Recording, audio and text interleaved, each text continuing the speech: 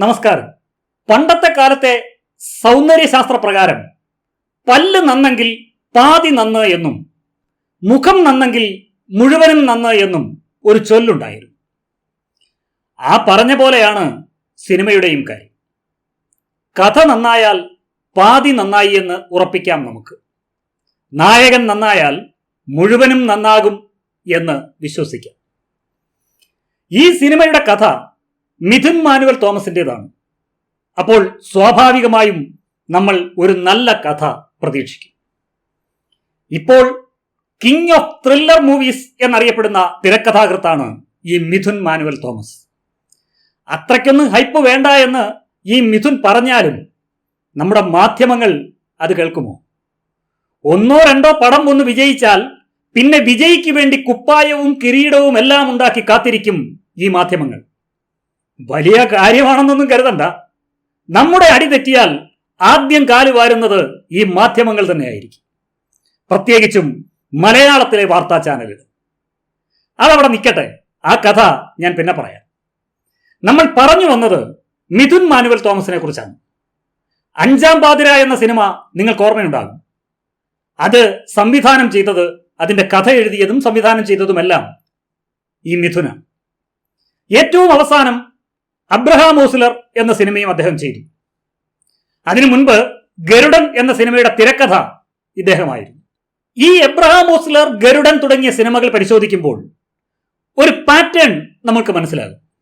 ഈ സിനിമകളിലൊക്കെ നായകൻ ആരാണ് അല്ലെങ്കിൽ വില്ലൻ ആരാണ് എന്നൊരു കൺഫ്യൂഷൻ അവസാന നിമിഷം വരെ പ്രേക്ഷകർക്കുണ്ടാകും. ഈ ഗരുഡൻ സിനിമ എടുത്താൽ സുരേഷ് ഗോപിയാണോ ബിജു മേനോനാണോ വില്ലൻ എന്നൊരു തോന്നൽ അവസാനം വരെ നമുക്കുണ്ടാകുന്നതാണല്ലോ.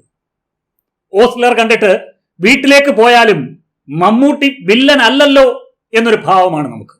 ആ ഒരു അവസ്ഥയാണോ ടർബോ നമുക്ക് സമ്മാനിക്കുന്നത് എന്നതാണ് നമ്മുടെ ആകാംക്ഷ. കിങ് ഓഫ് ത്രില്ലർ മൂവീസ് ആയ മിഥുൻ എന്താണ് ഈ സിനിമയിൽ പണിതു വെച്ചിരിക്കുന്നതെന്ന് നമുക്ക് ഊഹിക്കാൻ പോലും കഴിയില്ല. കഴിഞ്ഞ ദിവസം ഈ സിനിമയുടെ പ്രൊമോഷനുമായി ബന്ധപ്പെട്ട് ഈ മിഥുൻ മാനുവൽ തോമസും മമ്മൂട്ടിയും ഈ സിനിമയിലെ നായികയായ അഞ്ജന ജയപ്രകാശും എല്ലാം പങ്കെടുത്ത ഒരു പ്രസ് മീറ്റിൽ മമ്മൂട്ടി കൗതുകകരമായ ഒരു കമന്റ് അടിച്ചു. മിഥുനെ ചൂണ്ടി മമ്മൂട്ടി പറഞ്ഞത് മിഥുൻ മാത്രമേ ഇപ്പോൾ വന്നിട്ടുള്ളൂ എന്നാണ്. മാനുവലും തോമസും പിന്നാലെ വരുന്നുണ്ട് എന്നതാണ് ആ കമന്റ്. സത്യത്തിൽ ആ കമന്റിൽ ചിലത് ഒളിഞ്ഞു കിടപ്പുണ്ട്. വെറുതെ അല്ല ഇയാളെ കിങ് ഓഫ് ത്രില്ലർ മൂവീസ് എന്ന് വിളിക്കുന്നത്. ഒന്നിലധികം തലയുള്ളവൻ എന്ന് മമ്മൂട്ടി തന്നെ സൂചിപ്പിച്ചു കഴിഞ്ഞു. അതിനാൽ പടം തിയേറ്ററിൽ എത്തിയാൽ നമുക്ക് ബാക്കി പറയാം. കൂടുതലൊന്നും ഊഹിച്ച് നമ്മുടെ ഊർജം കളയണ്ട.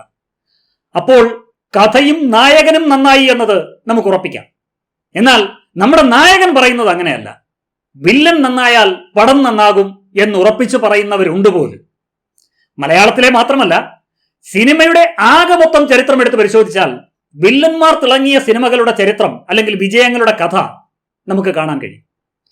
തമിഴ് സിനിമയിലെ തന്നെ മക്കൾ തിലകം എംജിആർ എല്ലാ സിനിമകളിലും എം.എൻ. നമ്പ്യാരെ വില്ലനായി കൊണ്ടുവരാൻ ശ്രമിച്ചിരുന്നു എന്ന് പറഞ്ഞു കേട്ടിട്ടുണ്ട്. അഥവാ ഏതെങ്കിലും സിനിമയിൽ അഭിനയിക്കാൻ എം.എൻ. നമ്പ്യാർക്ക് ഡേറ്റ് ഒഴിവില്ല എങ്കിൽ എങ്ങനെയായാലും ആ സിനിമയിൽ എവിടെയെങ്കിലും ഒരു ചെറിയ റോൾ ഉണ്ടാക്കി അതിലൂടെ ഒരു ഡയലോഗെങ്കിലും എം.എൻ. നമ്പ്യാരെ കൊണ്ട് പറയിപ്പിക്കും എംജിആർ. എന്ന് വെച്ചാൽ നായകന്മാർക്ക് നന്നായി വിലസണമെങ്കിൽ വില്ലൻ നന്നായിരിക്കണം എന്ന് സാരം. മലയാളത്തിൽ സൂപ്പർ ഹിറ്റായ പല സിനിമകളുടെയും വിജയത്തിന്റെ പിന്നിൽ വില്ലൻ വേഷം ചെയ്തവരുടെ സംഭാവനകളുമുണ്ട്. ഇപ്പോൾ വില്ലൻ ആരാണ് നായകൻ ആരാണ് എന്നതുപോലും തിരിച്ചറിയാൻ കഴിയാത്ത വിധമാണ് ഈ മിഥുനെ പോലെയുള്ളവരുടെ തിരക്കഥയുടെ ഒരു പോക്ക്. ഈ സിനിമയുടെ ഏറ്റവും വലിയ പ്രത്യേകതയായി എനിക്ക് തോന്നിയത് കന്നഡ സിനിമാ താരം രാജ് ബി ഷെഡ്ഡിയുടെ സാന്നിധ്യമാണ്. ഈ സിനിമയിൽ മമ്മൂട്ടി അവതരിപ്പിക്കുന്ന കഥാപാത്രമായ ടർബോ ജോസിനോട് കൊമ്പ് കോർക്കാനെത്തുന്ന വെട്രിവേൽ ഷൺമുഖ സുന്ദരം എന്ന കഥാപാത്രമായിട്ടാണ് രാജ് ബി ഷെഡ്ഡി എത്തുന്നത്. ഈ രാജ് ബി ഷെഡ്ഡിയെ മലയാളികൾക്ക് അത്ര പരിചയമായിട്ടില്ല. എന്നാലും അന്യഭാഷാ സിനിമകൾ ശ്രദ്ധിക്കുന്ന മലയാളി പ്രേക്ഷകർക്കും OTT-യിൽ നിത്യ സന്ദർശകർക്കും സുപരിചിതനാണ് ഈ രാജ് ബി ഷെഡ്ഡി. അദ്ദേഹം ഒരു നടൻ മാത്രമല്ല, സംവിധായകനാണ്, നിർമ്മാതാവാണ്, തിരക്കഥാകൃത്താണ്. അങ്ങനെ സിനിമയുടെ വിവിധ മേഖലകളിൽ പ്രവർത്തിക്കുന്ന ആളാണ് അദ്ദേഹം. നമുക്ക് വലിയ പരിചയമില്ലെന്നേ ഉള്ളൂ. ആളൊരു തനി രാവണനാണ്. 2017 ഒണ്ടുമുട്ടയ കഥ എന്ന സിനിമ സംവിധാനം ചെയ്തുകൊണ്ട് കന്നഡ ചലച്ചിത്ര മേഖലയിലേക്ക് വന്ന രാജ് പി ഷെട്ടി ചുരുങ്ങിയ സമയത്തിനുള്ളിൽ കന്നഡ സിനിമയുടെ മുഖഛായ മാറ്റിവരച്ചു. ഗരുഡഗമന, വൃഷഭവാഹന പോലെയുള്ള സിനിമകൾ സമ്മാനിച്ച അനുഭവം നമുക്ക് പറഞ്ഞറിയിക്കാൻ വയ്യാത്തതാണ്. ഋഷഭ് ഷെട്ടിയുടെ പ്രസിദ്ധമായ കാന്താര ഉൾപ്പെടെയുള്ള സിനിമകളുടെ അണിയറയിൽ അതിന്റെ ഭാഗമായി നിന്ന ആളാണ് ഈ രാജ് പി ഷെട്ടി. അദ്ദേഹം ടൈറ്റിൽ റോളിൽ അഭിനയിച്ച ടോബി എന്ന സിനിമ OTT-യിൽ നിങ്ങൾക്ക് ഇപ്പോഴും കാണാൻ കഴിയും, സെർച്ച് ചെയ്താൽ.